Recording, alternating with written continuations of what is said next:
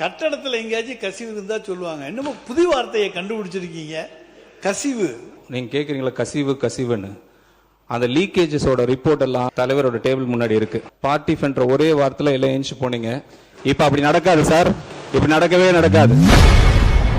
சட்டமன்றத்தில் பேசிய திமுக முன்னாள் அமைச்சர் ரகுபதி பேச்சிற்கு அமைச்சர் மரிய வில்சன் குற்றம் சாட்டியுள்ளார். என்ன அடுத்தது கசிவு கசிவுன்னு இந்த இதில் பார்த்தா நிறைய இடத்துல இருக்கு.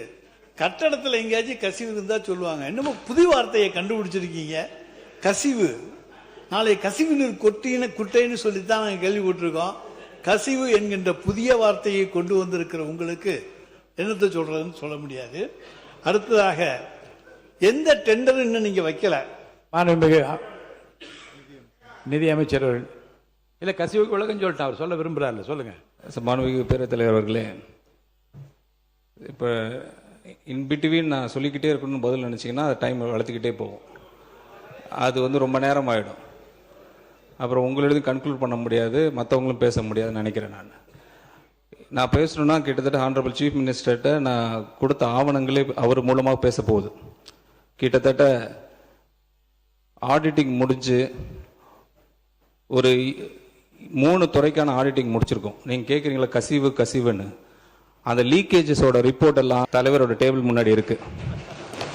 அவர் எப்போ அதை பற்றி பேசணும்னு அவர் தான் முடிவு எடுக்கணும். நீங்கள் பேசுறதுன்னா நீங்கள் இப்போ பேசிடுங்க. 3 டிபார்ட்மெண்ட்டில் ஆடிட்டிங் முடிஞ்சிருக்கு. போன 5 ஆண்டுகள் திமுக ஆட்சியில் எவ்வளோ ஆடிட்டிங் பண்ணிடுறாங்க எனக்கு தெரியாது, அதை நான் விசாரித்து தான் சொல்லணும்.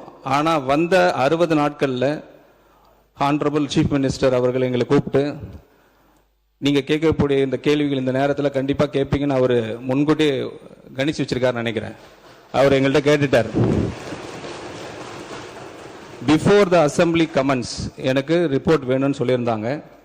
அந்த அடிப்படையில் எல்லா ரிப்போர்ட்டும் ரெடியாக இருக்குது. ஏன்னா ரிப்போர்ட் அடிப்படையில் தான் பேசணும்னு சொல்லிட்டு லாஸ்ட் அசம்பிளி செஷனில் பார்ட்டி ஃபென்ற ஒரே வாரத்தில் எல்லாம் எழுந்து போனீங்க. இப்போ அப்படி நடக்காது சார், இப்படி நடக்கவே நடக்காது. இன்னைக்கு எல்லா ரிப்போர்ட்டும் அவர்கிட்ட இருக்கு. வெளிப்படையாக ஹானரபிள் சீஃப் மினிஸ்டர் உங்களுக்கு அனௌன்ஸ் பண்ணுவாங்க. அதை நீங்கள் படிக்கிறதுக்கே கிட்டத்தட்ட எனக்கு தெரிஞ்சு உங்களுக்கு 100 நாள் மேலே ஆகிடும். அதை முடிச்சுட்டு வந்து பேசுங்க. இங்கே நான் எல்லாம் டீட்டெயிலாக சொல்கிறேன் உங்களுக்கு. தேங்க்யூ. செய்திகளை உள்ளது உள்ளபடி தெரிந்து கொள்ள ரெஃப்ளெக்ட் நியூஸை சப்ஸ்கிரைப் பண்ணுங்க.